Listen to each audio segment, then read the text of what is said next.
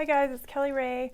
I wanted to talk about setting prices today. I've had a lot of people asking me, well, maybe arguing with me is a better term, but a lot of the times when I first start working with a client and I dig into everything, they need to increase their prices. That's one of the fastest, easiest ways to increase their revenue and increase their profit.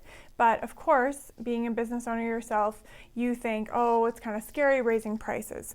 And I agree. It would be scary to just raise your prices, double your prices, add $10 per item without doing some actual research or doing some planning. So I just wanted to talk to you about the 5 things that I want you to do to determine whether or not you can raise your prices. If you can do all these things and get the answers that we want, then absolutely you should increase your prices.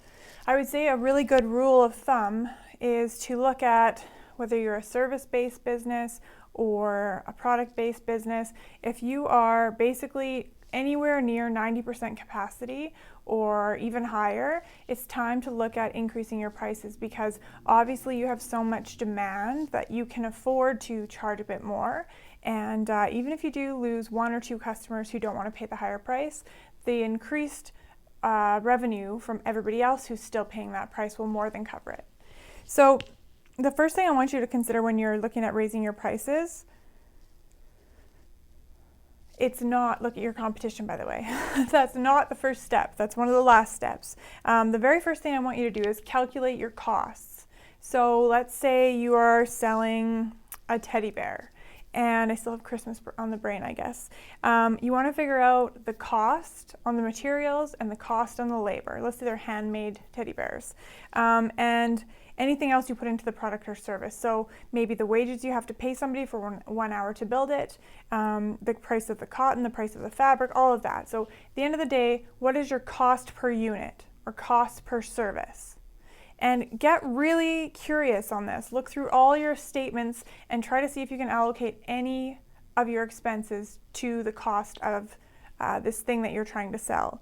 Now, a lot of people, when they really add up all the costs attributed to this thing they're trying to sell, they realize not only are they not charging enough, they are losing money every time they sell one. So let that sink in for a minute. Don't feel bad if that happens to you. That's a huge awareness and a huge opportunity to raise your prices and be able to make a profit. Now, number 2, you really want to examine what is the value of your product or service to the customer. And that is all on you to create that. You need to be well-spoken, you need to be clear in your writing, you need to have strong, consistent branding, and you need to constantly talk about value. So if anybody ever asks you about, what do you charge for your services? Well, we include these online courses, we include access to your coach in between sessions, we include access to a private room, we include access to all of our online tools and resources, on and on. Oh, administrative assistance. So all of this is included, plus your coaching meetings, and then we give them the price, because all of that value is so much higher than the price. But if you were to just say, oh, it's $3,000, they would be like, whoa. So make sure that anytime that you're talking about price or showing price or displaying price, you remember this. Build up all the value, and there's a lot, you really need to think about it. All the value to the customer, and make sure that it's bigger than the price, okay? Number 3, you have to do some calculations, especially if you're bringing a new product or service into the market. You have to calculate the total market and what a realistic piece of the pie is for you. So for example, in Lethbridge, we have 100,000 people, a nice easy number to work with. And let's say that we do some research and we find out that approximately 19% of North Americans buy massages. So now we know that 19% of 100,000 are potential customers for massages. So now we have 19,000 customers. Do we need all 19,000 customers? If we do, we might be in a little bit of trouble, because usually the population tends to spread itself out amongst you and your competitors, right? So likely you're only going to need 5 to 10% of the total market, but that's something that you need to figure out. Like I said, especially before you launch a new product or a new service. Find the population of the area you serve, multiply it by the statistic you find online, the percentage of people who use or buy your product or service, and see what that number is. That number needs to be much, much, much, much bigger than the number of people that you need to come. And the other thing too is, if if you really sort of have a monopoly on the market, like let's say there are only 19,000 people out of 100,000 that will get massages, but you're the only massage place in town, you're going to be booked constantly forever. You're going to be constantly hiring new staff. You need to charge more.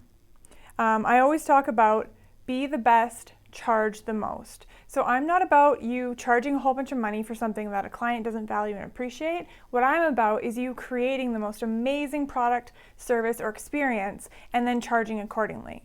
So maybe it's a better way to say it. Be the best and charge accordingly.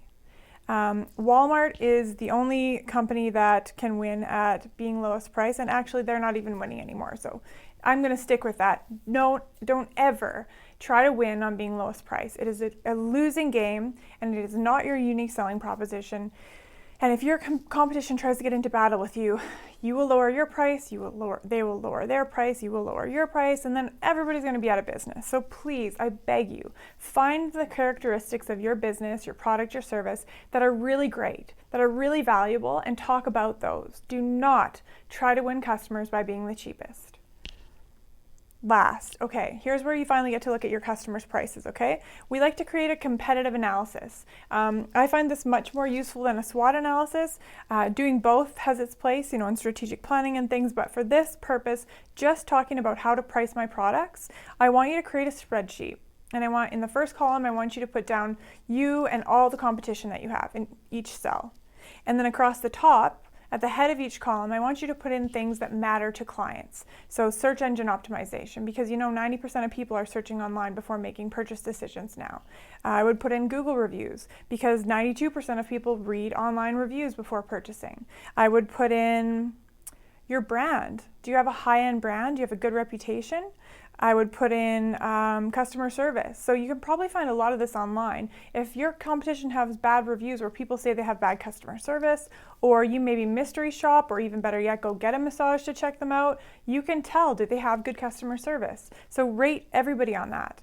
And when you're done, you'll have this nice spreadsheet with you and all your competitors lined up and all the important characteristics to clients across the top, and you'll see either 1, 2, 3, 4, 5, put the scores all in there, and you will find at least one place, maybe two, where you rock and your competitors suck, and you need to exploit that.